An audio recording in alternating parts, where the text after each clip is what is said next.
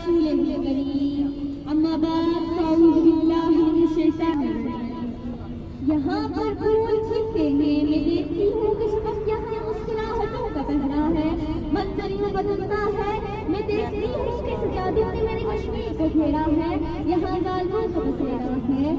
جناب سر، کشمیر میں تو ٹھنڈے پانی کی ندیاں بہتی تھی، اب دودھ کی نہریں بہتی ہیں۔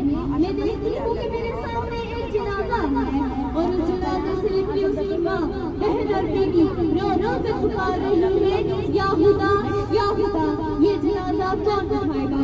مگر جناب سر، ظلم پہ ظلم بڑھتا ہے تو مٹ جاتا ہے، بڑھتا ہے تو مٹ جاتا ہے۔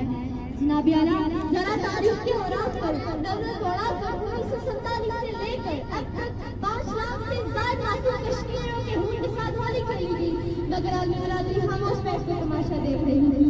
جب 2017 میں کشمیریوں پر پینٹ کارڈ کا استعمال کیا گیا، عالمی برادری کہاں تھی؟ جب 2016 میں کشمیری کو جتنے عام ہو رہا تھا، کہاں تھی عالمی برادری، کہاں تھی عالمی برادری؟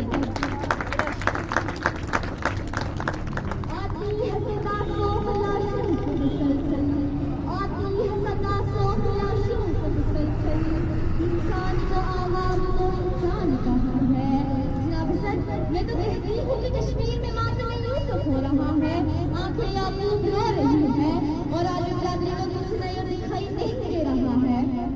جناب سر، آپ سن سکتے ہیں تو سن لیں، لاتعداد آپ میں بیٹی کی زندگی گزار رہی ہے، ہزاروں نوجوانوں کا قافلہ نوارہ کیا جا رہا ہے، مگر عالمی برادری خاموش بیٹھ کر تماشا دیکھ رہی ہے۔ جناب سر، اب یہ وقت آ گیا ہے کہ ہمیں اب آواز اٹھانی ہوگی، ہمیں اپنے کشمیر کے لیے آواز اٹھانی ہوگی۔ ان اشعار کے ساتھ میں اجازت چاہوں گی۔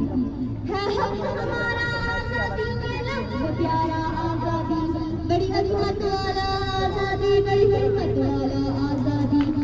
ماں سے پوچھا بندہ بولی، باپ سے پوچھا شفقت بولی، بھائیوں سے پوچھا غیرت بولی، بہنوں سے پوچھا عظمت بولی۔ ہے حق ہمارا